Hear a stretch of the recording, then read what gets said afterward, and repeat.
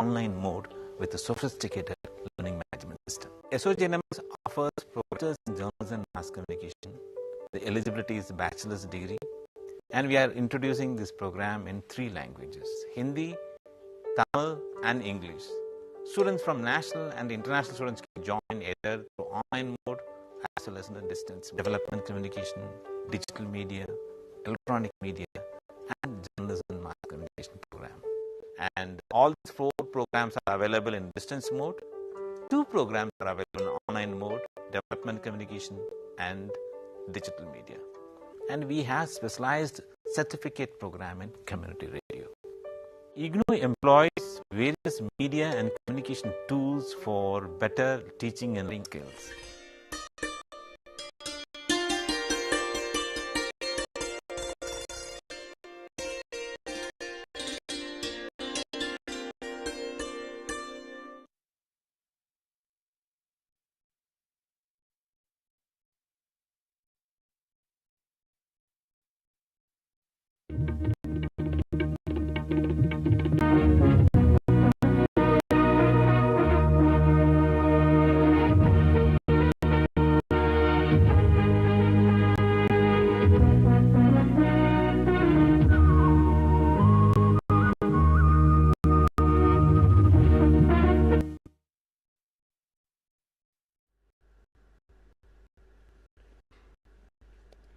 As we know, management is getting the work done through people. In the hospital, if you have all the equipment, supplies, infrastructure, but if you do not have a good human resource, if you do not have an adequate human resource, yes, and the most important is recruitment and selection. In the elements of management, after planning and organizing, staffing is the most crucial component.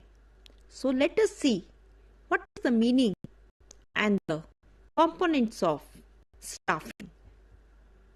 Getting the right people. Staffing is the function that deals with finding the best people who can do the work in a best manner. This is a challenging task and a very important component of staffing. Staffing begins with manpower planning, estimating and comprising of action, training, development, compensation, performance appraisal and career planning. These are all parts of recruitment and the selection part. Staffing, if you see the definition, it's an executive function which involves recruitment, selection, compensating, training, promotion, retirement. All these are part of that means recruiting till retirement. You have to retain the staff. As we know, in the hospital you must be seeing in the government sector, still we are able to retain the nurses.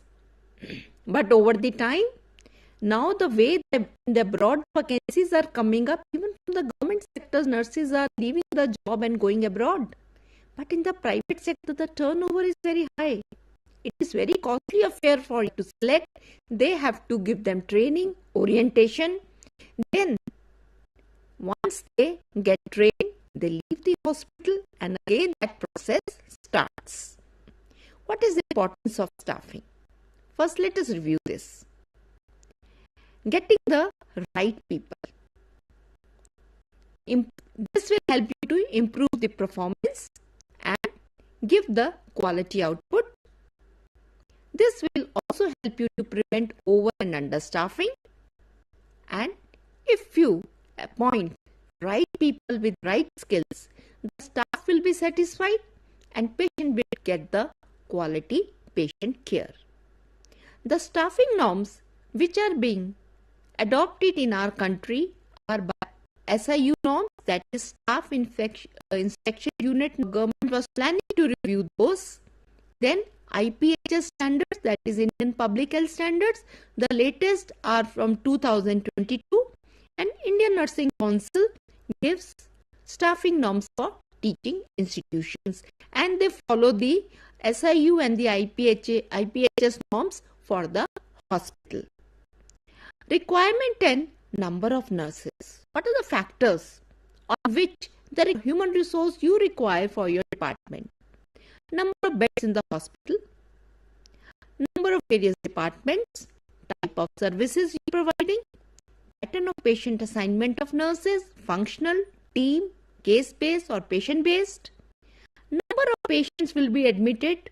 You have to do the analysis of the data, how many patients are admitted in emergency, IPD, OPD, how many patients are coming for only for day required for the operation theatre, ultrasound rooms, and various other activities where you need the nurses to be given the posting in various departments. So patient assignment, already I have told you, functional, case and the team method. The functional method, here task is divided among the staff. That means attend the rounds and follow the change in the treatment and update the records and inform the other nurses and various other procedures. Advantages that the method of this becomes little easier, the work becomes little easier. But on the other hand, patient do not know whom, if they have any problem, whom to approach, because every procedure is done by a different nurse. It has some advantages, it has some particular task here. Case method, each nurse is assigned few patients. They will plan the care. They will be responsible for the care for the 3 shifts. But again, sometimes it is being seen if coordination is not there. The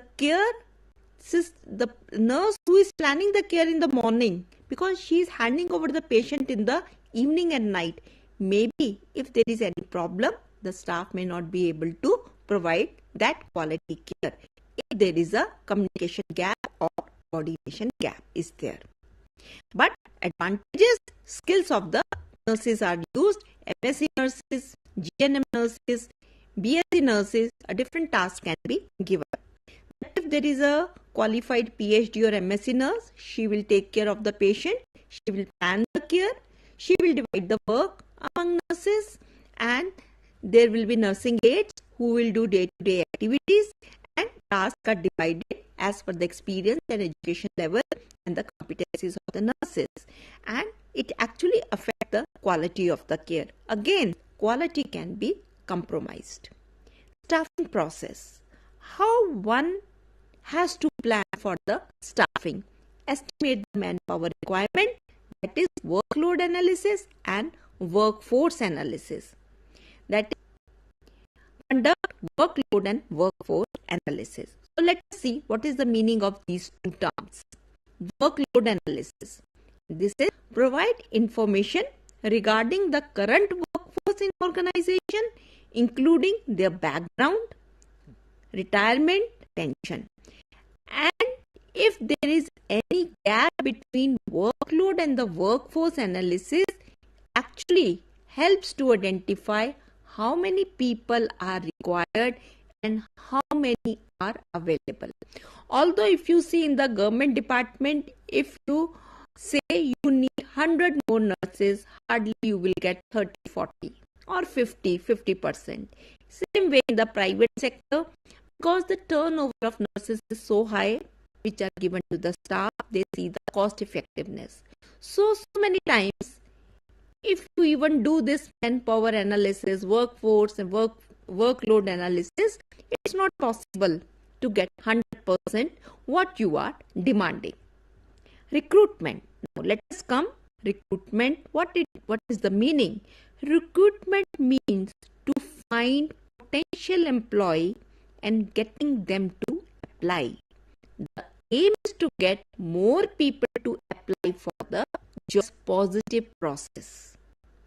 That there is no elimination or rejections at this stage, because everyone who feels I am able to fulfill the eligibility criteria and requirements can apply. Applicants, the larger the pool from where the employer or department can choose the best people.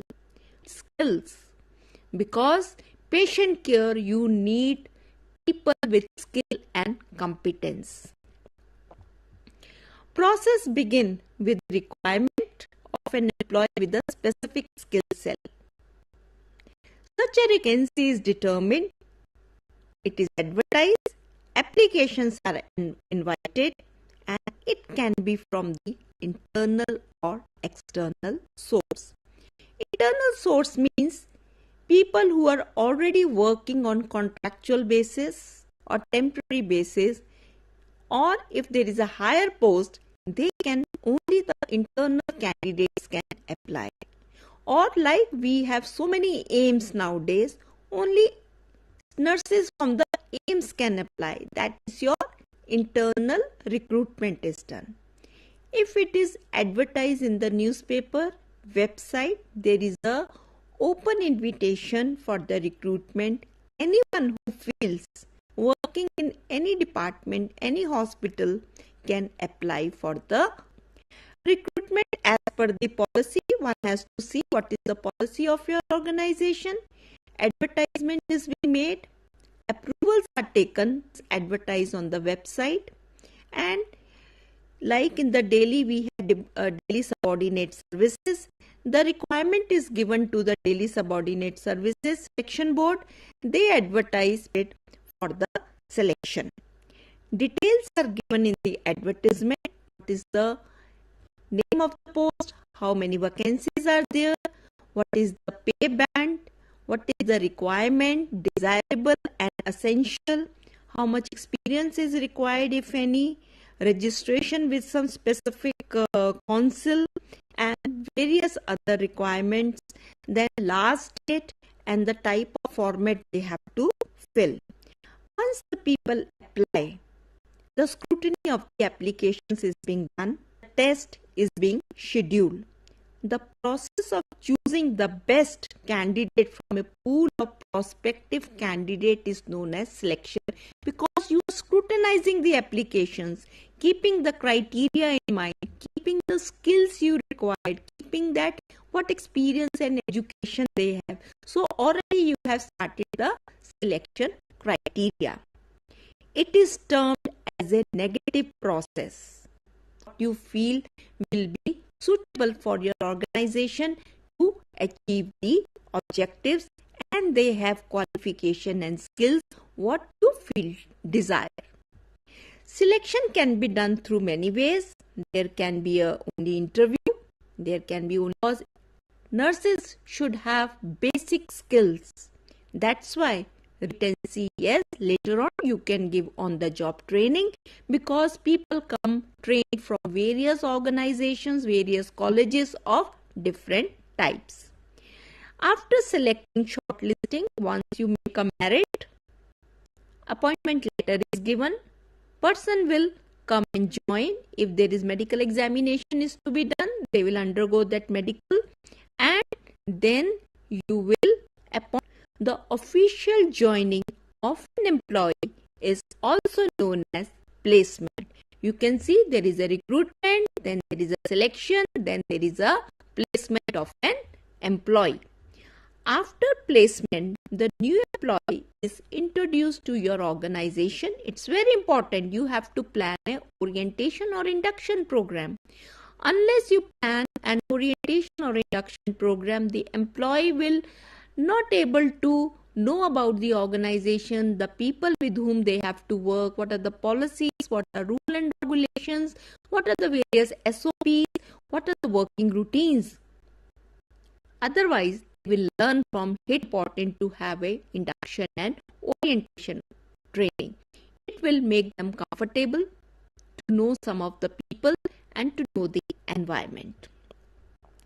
In hospital, then on-the-job training is planned accordingly. Sometimes in the beginning, 3 to 6 months, the new nurses are being given training under the experienced staff, or they are sent for 15 days to 3 to 4 weeks of training, so that they know how they get familiar with the various routines and they get confident because sometimes they have to work independently in the night duties.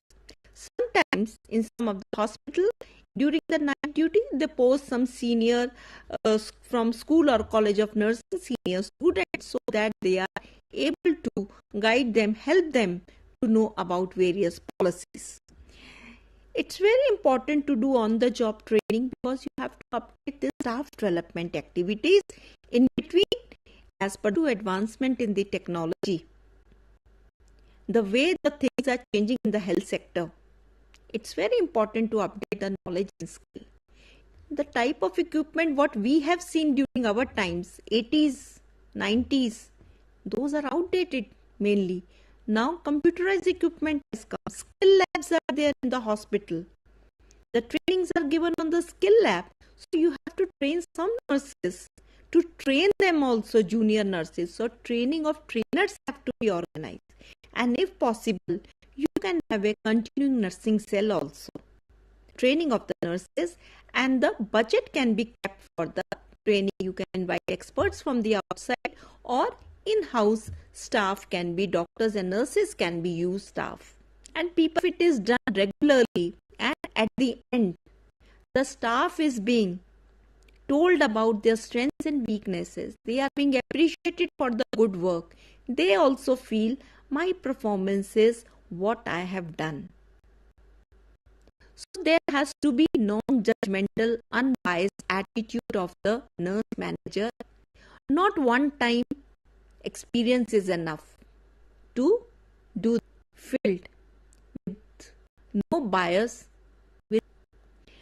As per the policies of the organizations, the promotion of the staff, transfer, and in extreme cases any disciplinary action. Promotion from your nursing officer to senior nursing officer to ANS or DNS, and sometimes a notional promotion is given. The vacancies are not there, but they go to the higher scale and the post they get that basic pay and the scale of that higher post. But they are doing that non-functional basic pay and the level will be higher. But it has to be time bound so that they feel encouraged and motivated. But it is being seen, even though some institutions have a transfer policy, but it is not done in a fair way. It actually influences the output and the performance of the staff. If everyone is given duty in the light departments and the heavy departments equally, they feel, yes, we are doing disciplinary action. In education, rather than blaming the employee, it is very important to analyze the situation. Why this action was not as per the SOPs? Where the things have gone wrong? Do not point towards one particular person or blame anyone. The blame game destroys the relationship, communication and coordination, and demotivates the staff. It is important to analyze the situation to find a permanent solution. Yes, sometimes in extreme situations, action has to be taken, but that has to be in the last resort. But that is not a solution, because same situation can occur again in the other department. Transfer is not at all a solution or getting away from that situation, because the staff is same, situation is same. You are not able to give any solution. You are not able to analyze why this thing have happened. Maybe the same thing will again happen in the other ward. So try to see how you can manage that situation. So today you have learned about the staffing, why it is important, what is the need, what are the components of staffing, recruitment, internal recruitment and external recruitment, what are the processes of recruitment, doing and manpower analysis depending upon the institutional policy, written exam, your interview, or with the skill test. But you should have guidelines very clearly. You should have the criteria, and there has to be a 1 or 2 nursing personnel in the selection committee. Many times it is being observed only medical and other people are sitting in the recruitment and selection of nurses. It's very important to involve a senior nursing manager or a nurse administrator in the selection of nurses. After they are being selected, education and interest, but many a times it's not visible. Induction training, most of the important component. Induction is well planned. They are able to get answers to all their queries. Then your placement, on-the-job training, staff development activities, and retaining the staff for a long run in your hospital. Because if the turnover of nurses is high, the cost of staffing will be very high. That's why the hospitals do not gas to be given to the staff. If you have to recruit and do your performance appraisal of the staff has to be done very carefully, because you have to retain them. You have to make them motivated and interested to work. Because nowadays in the hospital, the way the staff is less, workload is high, expansion of hospital activities is there, very difficult to get committed and motivated staff. Hope this session will help you to understand the concepts of recruitment and selection. Thank you.